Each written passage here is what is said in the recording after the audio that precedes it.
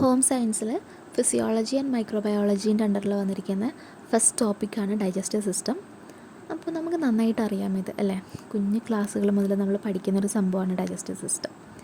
അപ്പോൾ നമുക്ക് ഇതിൽ ഇമ്പോർട്ടൻ്റ് ആയിട്ടുള്ള പോയിൻറ്റ്സ് മാത്രം നോക്കിയിട്ട് പോവാം. അപ്പോൾ എന്തൊക്കെയാണ് ഡൈജസ്റ്റീവ് സിസ്റ്റത്തിൻ്റെ കമ്പോണൻറ്റ്സ് അല്ലെങ്കിൽ പാർട്സ് ഓഫ് ഡൈജസ്റ്റീവ് സിസ്റ്റം എന്തൊക്കെയാണെന്ന് നോക്കാം. നമുക്കറിയാം അല്ലേ, mouth, pharynx, oesophagus, stomach, small intestine, large intestine, rectum, anus അല്ല, ഇതൊക്കെ നമുക്ക് നന്നായിട്ട് അറിയുന്ന കാര്യങ്ങളാണ്, നമ്മൾ പഠിച്ചിട്ടുള്ള കാര്യങ്ങളാണ്. ഇതെല്ലാം നമ്മളുടെ എലിമെൻ്ററി കനാലിൽ വരുന്നതാണ് അല്ലേ. മൗത്ത് മുതൽ ഏനസ് വരെ ഇങ്ങനെ കിടക്കുന്നതാണ് നമ്മുടെ എലിമെൻ്ററി കനാൽ എന്ന് പറയുന്നത്. അപ്പോൾ ഇവരെയൊക്കെ സഹായിക്കാൻ വേണ്ടിയിട്ട് ഈ കമ്പോണൻസിന് അബ്സോർപ്ഷനും ഡൈജഷനും ഒക്കെ വേണ്ടിയിട്ട് സഹായിക്കാൻ വേണ്ടിയിട്ട് നമുക്ക് കുറച്ച് ആക്സസറി ഗ്ലാൻസ് കൂടി ഉണ്ട്. അപ്പോൾ എന്തൊക്കെയാണ് ആക്സസറി ഗ്ലാൻസിൽ വരണമെന്ന് നോക്കാം. സലൈവറി ഗ്ലാൻസ് വരുന്നുണ്ട്, ലിവർ വരുന്നുണ്ട്, പാൻക്രിയാസ് ആൻഡ് ഗാൾ ബ്ലാഡർ. അപ്പോൾ ഇതൊക്കെയാണ് ആക്സസറി ഗ്ലാൻസ്. അപ്പോൾ ഇത് തമ്മിൽ മാറിപ്പോവാതിരിക്കാൻ ശ്രമിക്കാം.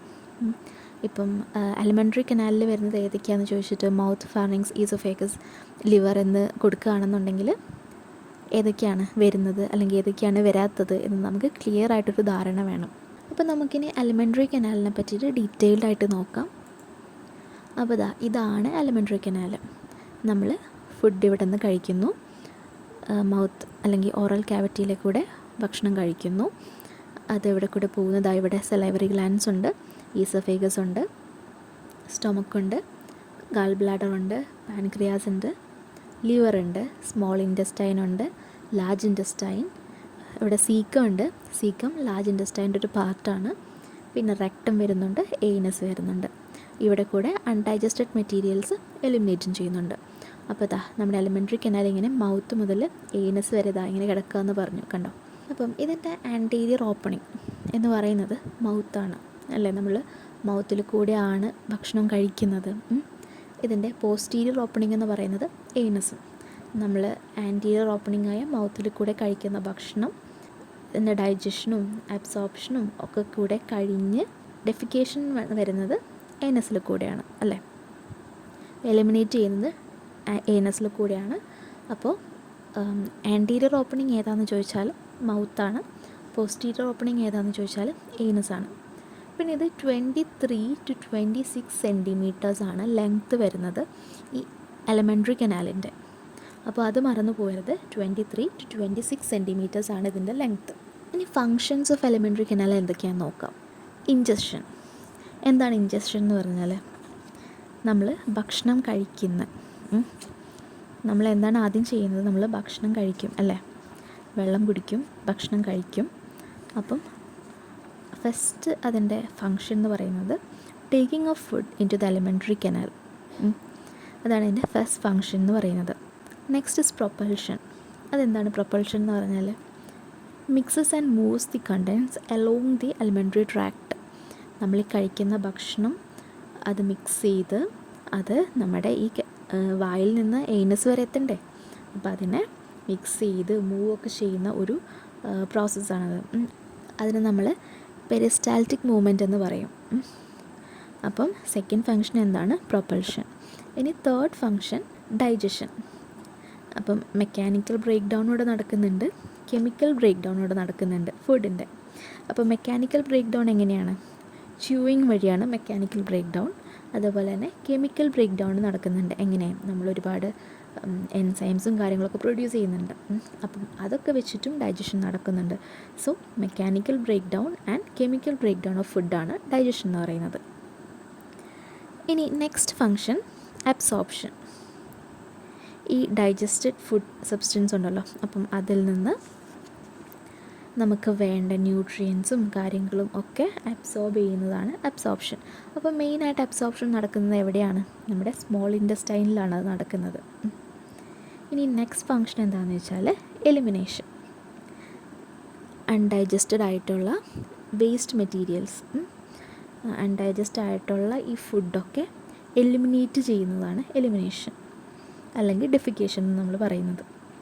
അപ്പോൾ ഇതൊക്കെയാണ് എലിമെൻ്ററി കനാലിൻ്റെ ഫങ്ഷൻസ്. എന്തൊക്കെയാണ്, injection, propulsion, digestion, absorption and elimination. ഇനി ഇനി നമുക്ക് നോക്കാം അലിമെൻ്ററി കനാലിലെ ഫസ്റ്റ് വൺ ആണ് മൗത്ത് അല്ലെങ്കിൽ ഓറൽ ക്യാവിറ്റി. ഇതിനെ ബക്കൽ ക്യാവിറ്റി എന്നും പറയും. അപ്പോൾ നമ്മൾ നേരത്തെ കണ്ടായിരുന്നു ആൻറ്റീരിയർ ഓപ്പണിംഗ് ഏതാണെന്ന് അല്ലേ. മൗത്താണ് ആൻറ്റീരിയർ ഓപ്പണിംഗ് നമ്മൾ പറഞ്ഞു. അപ്പോൾ അതാണ് ഇവിടെ പറഞ്ഞിരിക്കുന്നത്. Initial point of entry into the digestive system ആണ് മൗത്ത് എന്ന് പറയുന്നത് അല്ലേ. ഇനി മൗത്തിലും കുറച്ച് കാര്യങ്ങളൊക്കെ വരുന്നുണ്ട് അല്ലേ. എന്തൊക്കെയാണ്? ലിപ്സ് വരുന്നുണ്ട്, ടങ്ക് വരുന്നുണ്ട്, ഹാർഡ് പാലറ്റ് വരുന്നുണ്ട്, സോഫ്റ്റ് പാലറ്റ് വരുന്നുണ്ട്, ഗംസ് വരുന്നുണ്ട്, ടീത്ത് ആൻഡ് ടോൺസിൽസ്. അപ്പോൾ എവിടെ ഇതൊക്കെ? അപ്പം ലിപ്സ് വരുന്നുണ്ട്, ദാ ഇവിടെ ഉണ്ട്. ടങ് ഉണ്ട്. ഹാർഡ് പാലറ്റ് എവിടെയാണ് വരുന്നത്? ദാ നമ്മുടെ പല്ലിൻ്റെ ഈ ഒരു ഭാഗത്താണ് ഹാർഡ് പാലറ്റ് വരുന്നത്. അതിൻ്റെ താഴെ ദാ ഇവിടെ ആയിട്ടാണ് സോഫ്റ്റ് പാലറ്റ് വരുന്നത്. പിന്നെ ഗംസ് ഉണ്ട്, ടീത്ത് ഉണ്ട്, ടോൺസിൽസ് ഉണ്ട്. ദാ ഇവിടെ ടോൺസിൽസും ഉണ്ട്, കണ്ടോ. പിന്നെ ഈ ഒരു ഭാഗമാണ് ഊള എന്ന് പറയുന്നത്. അപ്പോൾ ഊള എന്തിനാണെന്നൊക്കെ നമുക്ക് നെക്സ്റ്റ് സ്ലൈഡിൽ പഠിക്കാം. അപ്പോൾ ഇതാണ് ഊള, അത് നോക്കി വെച്ചോ. അപ്പോൾ ഇത്രയും സംഭവങ്ങളാണ് നമ്മുടെ മൗത്തിൽ വരുന്നത്. ഇത് മൗത്ത് എന്താ ചെയ്യുന്നത്? നമ്മുടെ ഫുഡ് അല്ല, നമ്മൾ കഴിക്കുന്ന ഭക്ഷണം അത് റിസീവ് ചെയ്യും. പിന്നെ എന്ത് ചെയ്യും? നമ്മളിപ്പോൾ ഒരു റൈസ് ആയിരിക്കാം, ചോറായിരിക്കാം കഴിക്കുന്നത്, അതിനെന്ത് ചെയ്യും? ച്യൂയിങ് വഴി അതിനെ ബ്രേക്ക് ഡൗൺ ചെയ്യും അല്ലേ. ലാർജ് ഫുഡ് പാർട്ടിക്കിൾസിനെ ബ്രേക്ക് ഡൗൺ ചെയ്യും. അപ്പോൾ അതാണ് ഇവിടെ പറയുന്നത് capable of receiving and break down of large food particles എന്ന്. അപ്പം ഈ നമ്മൾ ച്യൂ ചെയ്ത ഫുഡ് ഉണ്ടല്ലോ, എന്ന് വെച്ചാൽ ലാർജ് ഫുഡ് പാർട്ടിക്കിൾസിനെ നമ്മൾ ബ്രേക്ക് ഡൗൺ ചെയ്തു. എങ്ങനെ? ച്യൂയിങ് വഴി. അപ്പം ആ ച്യൂഡ് ഫുഡിനെ പറയുന്നതാണ് ബോളസ്. അപ്പം എന്താണ്? ച്യൂഡ് ഫുഡിനെ പറയുന്ന പേരാണ് ബോളസ്. അപ്പം നമ്മളിപ്പോൾ ഒരു ചപ്പാത്തിയാണ് കഴിക്കുന്നത് വിചാരിക്കാം, അല്ലെങ്കിൽ ചപ്പാത്തി, പൊറോട്ട, ഇതൊക്കെ എങ്ങനെയാണ്? ഭയങ്കര ഡ്രൈ ആൻഡ് ഹാർഡായിട്ടുള്ള സംഭവമാണ് അല്ലേ. അപ്പം നമ്മൾ അത് സ്വാളോ ചെയ്യുമ്പോഴും അതുപോലെ തന്നെയാണോ നമ്മൾ സ്വാളോ ചെയ്യുന്നത്? അല്ല, അത് ഭയങ്കര സോഫ്റ്റായിട്ടുണ്ടാവും അല്ലേ. മോയ്സ്റ്റൻ ആൻഡ് സോഫ്റ്റ് ആയിട്ടുണ്ടാവും. സോ ആരാണ് ഈ സോഫ്റ്റ് ആക്കുന്നത്? ഈ നമ്മൾ കഴിച്ച ഡ്രൈ ആയിട്ടുള്ള ഫുഡിനെ. അതാണ് സലൈവ അല്ലേ. നമ്മൾ ഡ്രൈ ആയിട്ടുള്ള ഫുഡ് അല്ലെങ്കിൽ ഹാർഡായിട്ടുള്ള ഒരു ഫുഡ് കഴിക്കുകയാണ്, നമ്മളതിനെ ച്യൂ ചെയ്യുകയാണ്, കൂടെ സലൈവ അതായിട്ട് മിക്സായി അത് മോയ്സ്റ്റനായി അത് ഭയങ്കര സോഫ്റ്റ് ആകുമ്പോഴാണ് നമ്മളതിനെ സ്വോളോ ചെയ്യുന്നത് അല്ലേ. ഓക്കെ, അപ്പം ഇതൊക്കെയാണ് മൗത്തിൽ വരുന്ന ഇമ്പോർട്ടൻ്റ് ആയിട്ടുള്ള കാര്യങ്ങൾ. എന്താണ്? ബക്കൽ ക്യാവിറ്റി എന്നാണ് മറ്റൊരു പേര്. Initial point of entry into the digestive സിസ്റ്റമാണ്. Lips, tongue, hard palate, soft palate, gums, teeth, tonsils, ഇതൊക്കെയാണ് മൗത്തിൽ വരുന്ന കമ്പോണൻറ്റ്സ്. പിന്നെ capable of receiving and break down of large food particles. പിന്നെ ച്യൂഡ് ഫുഡിനെ പറയുന്ന പേരാണ് ബോളസ്. പിന്നെ saliva soften the food and combine the food fragments into soft cohesive mass. പിന്നെ നമുക്ക് നോക്കാം. അടുത്തത് ഫാറിങ്സ് ആണ്. ഈ നമ്മൾ വായിൽ നിന്ന് വരുന്ന നമ്മൾ ച്യൂ ചെയ്ത ആ ഒരു ബോളസ് ഉണ്ടല്ലോ, അത് ചെല്ലുന്നത് ഫാറിങ്സിലേക്കാണ്. അത് involve in both digestion and respiration. ഇത് രണ്ടിലും ഇതിനൊരു ഇമ്പോർട്ടൻറ്റ് റോളുണ്ട് ഈ ഫാറിങ്സിന്. എന്തൊക്കെയാണെന്ന് നമുക്ക് നോക്കാം. ഈ ഫാറിങ്സ് ഡൈജസ്റ്റീവ് സിസ്റ്റത്തിൽ മൗത്തിനെയും ഈസോഫേഗസിനെയും തമ്മിൽ കണക്ട് ചെയ്യും. അതുപോലെ റെസ്പിറേറ്ററി സിസ്റ്റത്തിൽ നോസിനെയും ലാറിങ്സിനെയും തമ്മിൽ കണക്ട് ചെയ്യും. അപ്പോൾ ദാ ഇവിടെ ഈ വയലറ്റ് കളർ കാണുന്നതാണ് ഫാറിങ്സ്. ഈ പിങ്ക് ഓറൽ ക്യാവിറ്റി ആൻഡ് ഇത് നേസൽ ക്യാവിറ്റി. അപ്പോൾ നമുക്കിവിടെ കാണാം ഇത് ഈ നേസൽ ക്യാവിറ്റീനെ ലാറിങ്സ് അല്ലെങ്കിൽ ട്രക്കിയായിട്ട് കണക്ട് ചെയ്യുന്നുണ്ട്. അതുപോലെ തന്നെ ഓറൽ ക്യാവിറ്റീനെ ഈസോഫേഗസ് ആയിട്ട് കണക്ട് ചെയ്യുന്നുണ്ട്. ഇനി ഇത് ഒരു വൈ ഷേപ്ഡ് ഫൈബ്രോ മസ്കുലർ ട്യൂബാണ്. പിന്നെ ഇവിടെ എപ്പിഗ്ലോട്ടിസും വരുന്നുണ്ട്, ഉവൂളയും വരുന്നുണ്ട്. എപ്പിഗ്ലോട്ടിസ് ഇവിടെ ആയിട്ടാണ് വരുന്നത്. ഇതെന്താ ചെയ്യുന്നതെന്ന് വെച്ചാൽ prevent food and liquid going down the wrong pipe. Wrong pipe ഏതാണ്? Windpipe. നമ്മൾ കഴിക്കുന്ന ഭക്ഷണം അത് ബോളസായി, ആ ബോളസ് വിൻ പൈപ്പിലേക്ക് പോവാതെ ഈസോഫേഗസിലേക്ക് തന്നെ പോകാനായിട്ട് ഹെൽപ്പ് ചെയ്യുന്ന ഒരു സംഭവമാണ് എപ്പിഗ്ലോട്ടിസ്.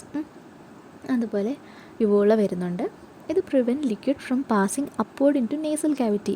നമ്മൾ വെള്ളം കുടിക്കുകയാണ്, ആ വെള്ളം നേസൽ ക്യാവിറ്റിയിലേക്ക് പോയാൽ എങ്ങനെ ഇരിക്കും? അപ്പോൾ അത് അങ്ങനെ പോവാതെ ഹെൽപ്പ് ചെയ്യുന്നതാണ് ഉവ്വുള.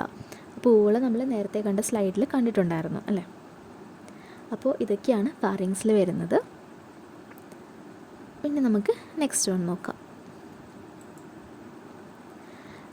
ഈ ഫാറിങ്സിൽ നിന്ന് നമ്മൾ ആ ഫുഡ് പോകുന്നത് ഈസോഫേഗസിലേക്കാണ്. നമ്മൾ കണ്ടായിരുന്നു എപ്പിഗ്ലോട്ടിസ് വഴി ഈസോഫാഗസിലേക്ക് പോകും അല്ലേ. Muscular tube that connects the pharynx to the stomach ആണ് ഈസോഫേഗസ് എന്ന് പറയുന്നത്. എവിടെ നിന്നാണ്? ഫാരിങ്സ് നിന്ന് തുടങ്ങി സ്റ്റൊമക്കിലാണ് ഈസോഫേഗസ് ചെന്ന് നിൽക്കുന്നത്. ഇത് 18 to 26 സെൻറ്റിമീറ്റർ ലോങ് ആണ്. ഒരു അഡൾട്ടിൻ്റെ ഈസോഫേഗസിൻ്റെ ലെങ്ത് എന്ന് പറയുന്നത് 18 to 26 സെൻറ്റിമീറ്റർ ആണ്.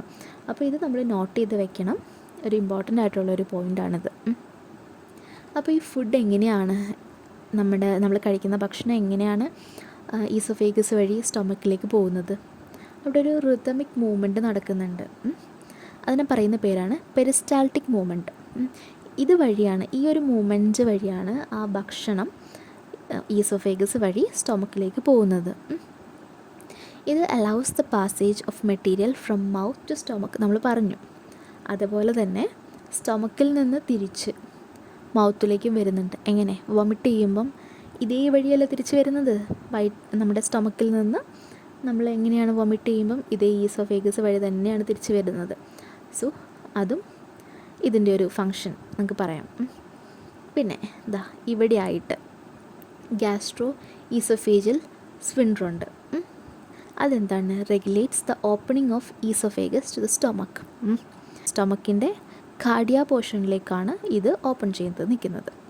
ഇനി അടുത്തത് സ്റ്റൊമക്ക്. അപ്പോൾ സ്റ്റൊമക്ക് നമുക്ക് എല്ലാവർക്കും അറിയാം, ഇത് റിസർവോയർ ഫോർ ഫുഡ് എന്നാണ് പറയുന്നത് സ്റ്റൊമക്കിനെ. ഇത് left side of the abdominal cavity beneath the diaphragm. അതാണ് അതിൻ്റെ ലൊക്കേഷനാണ് ഈ പറഞ്ഞിരിക്കുന്നത്. എവിടെയാണ്? നമ്മുടെ അബ്ഡോമിനൽ ക്യാവിറ്റി. നമ്മുടെ ഡയഫ്രത്തിന് താഴെ അബ്ഡോമിനൽ ക്യാവിറ്റീൻ്റെ ലെഫ്റ്റ് സൈഡിലായിട്ടാണ് സ്റ്റൊമക്ക് ഇരിക്കുന്നത്.